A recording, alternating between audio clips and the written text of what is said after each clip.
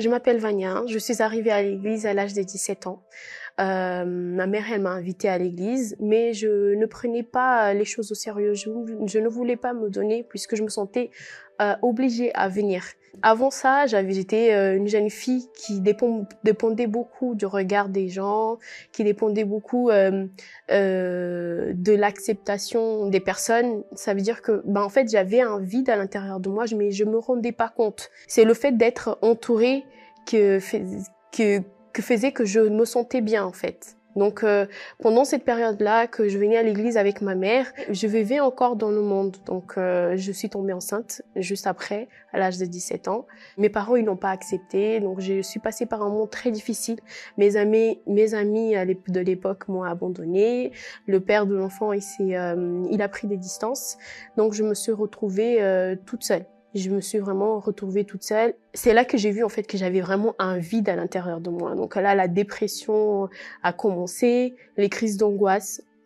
Je me sentais très triste.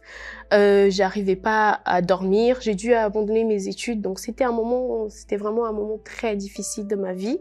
Je me suis rappelée de l'église. Et à cette même période que je me suis rappelée de l'église, mes parents, ils ont décidé de me reprendre. Donc quand je suis revenue chez mes parents, là j'ai vu que toute la famille allait au centre d'accueil universel.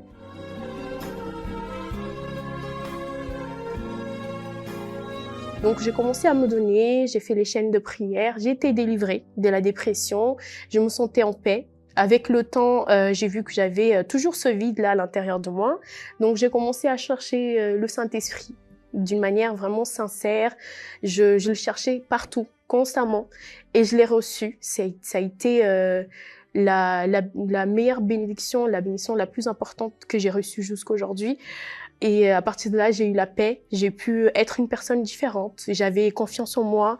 Je n'étais plus dépendante du regard des personnes, j'essayais pas de faire plaisir aux personnes pour me sentir aimée.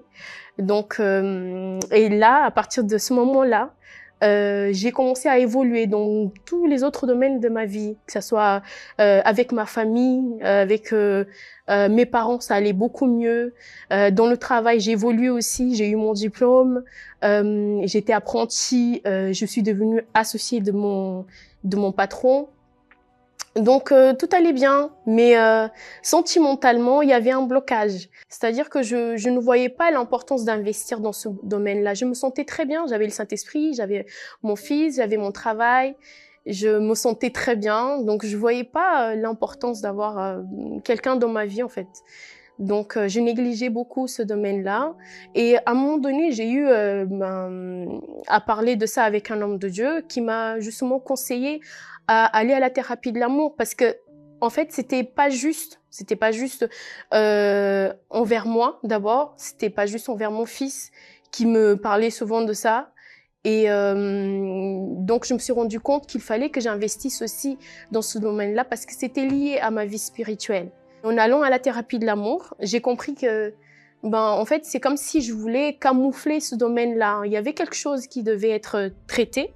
Et à travers les chaînes de prière et en allant à la thérapie de l'amour, en apprenant l'amour intelligent, j'ai pu me soigner à l'intérieur de moi. J'ai pu être ouverte dans ce domaine-là. J'ai pris aussi la décision de sacrifier sur l'autel de Dieu, de participer à une campagne de foi par rapport à ma vie sentimentale. Donc j'ai déterminé que ma vie sentimentale, elle allait refléter la gloire de Dieu dans ma vie. J'ai jeûné pendant cette campagne-là, je me rappelle que j'ai jeûné, j'ai prié.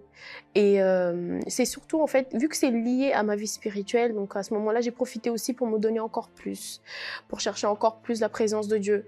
Parce que je me disais que, en fait, je voulais pas me tromper. Parce que là, c'était pas que moi qui allais souffrir, il y avait aussi mon fils. Donc je voulais surtout que Dieu soit au contrôle, que ce soit lui à me diriger, à me montrer exactement comment faire, par quel chemin aller. Et je savais qu'il allait pas me laisser tomber.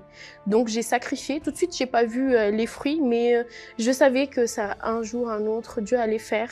Que c'est surtout en fait intérieurement qu'il allait travailler dans mon trait de caractère, parce que j'étais quelqu'un Je voulais tout contrôler constamment, que ce soit dans la vie de mon fils, tout. Je voulais tout contrôler, donc j'ai dû lâcher prise, j'ai dû vraiment laisser Dieu agir.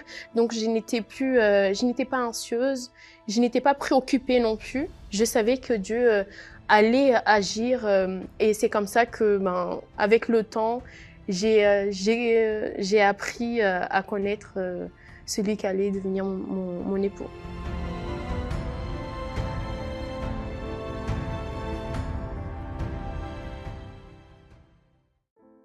Je m'appelle Henri et je suis arrivé au centre d'accueil universel pendant mon adolescence. J'ai été invité par une personne de ma famille. À cette époque, j'étais un jeune qui gardait beaucoup de colère à l'intérieur de lui, de par des situations que j'ai vécues dans le passé, dans mon enfance. Et j'ai exprimé ça des fois par de la colère. J'étais également un jeune très, très, très influençable. Et qui manquait beaucoup de confiance en lui. Donc j'étais un jeune qui aimait bien être entouré, notamment à l'école, et faire un petit peu ce que mes amis faisaient. Le temps est passé, donc j'étais toujours sincère dans ma foi, j'avançais, et puis j'ai regardé à l'intérieur de moi et j'ai vu que malgré la sincérité de ma foi, malgré le fait que je sois à l'église déjà, au centre d'accueil universel depuis pas mal d'années, j'ai remarqué que à l'intérieur de moi, je m'étais perdu. Par la suite, une campagne de foi est arrivée et encore une fois, je suis parti de tête baissée. Parce que mon objectif à ce moment-là, c'était pas un bien matériel. Ce qui m'intéressait à ce moment-là, c'était guérir mon intérieur. Et donc, dans cette campagne de foi, j'ai jeûné, j'ai prié, je me suis séparé de quelque chose qui me tenait vraiment à cœur. Et j'ai vraiment remis tout ce que j'avais à l'intérieur de moi. J'ai reconnu que je n'avais pas sa présence, que je n'avais pas son esprit. Et ça m'a permis aussi de le chercher véritablement. Ça m'a permis de regarder encore à l'intérieur de moi. Et je me suis rappelé d'une parole qu'un évêque avait dit: si vous n'avez pas reçu l'Esprit de Dieu, c'est parce que vous n'avez pas encore tout remis.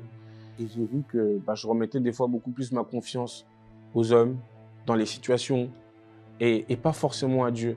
J'ai dit: Seigneur, à partir d'aujourd'hui, je vais te remettre tout ce que j'ai à l'intérieur de moi. Je vais te remettre ma confiance. Et donc, dans cet échange-là, j'ai perçu que je ne serai plus jamais seul. À ce moment-là, j'ai compris que j'avais reçu le Saint-Esprit. J'ai envie de dire à tout le monde, je suis plus seul.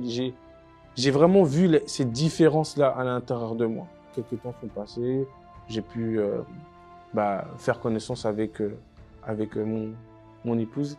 On a reçu des conseils venant des serviteurs de Dieu, on les a suivis vraiment à la lettre. On ne voulait pas faire les choses à notre manière. On a fait des propos, on a fait des jeûnes, on a prié. On a vraiment mis notre vie sur l'autel de Dieu. On voulait vraiment que notre relation soit une corde à 3 fils. Aujourd'hui, avec mon mari, tout se passe très bien, on s'entend très bien. Il y a vraiment une vie de famille, en fait. Il y a l'union, on est content de rentrer à la maison. Vraiment, on voit Dieu. On voit Dieu, en fait, dans notre mariage. On voit Dieu tous les jours parce qu'on l'a priorisé. On a priorisé Dieu dans notre vie.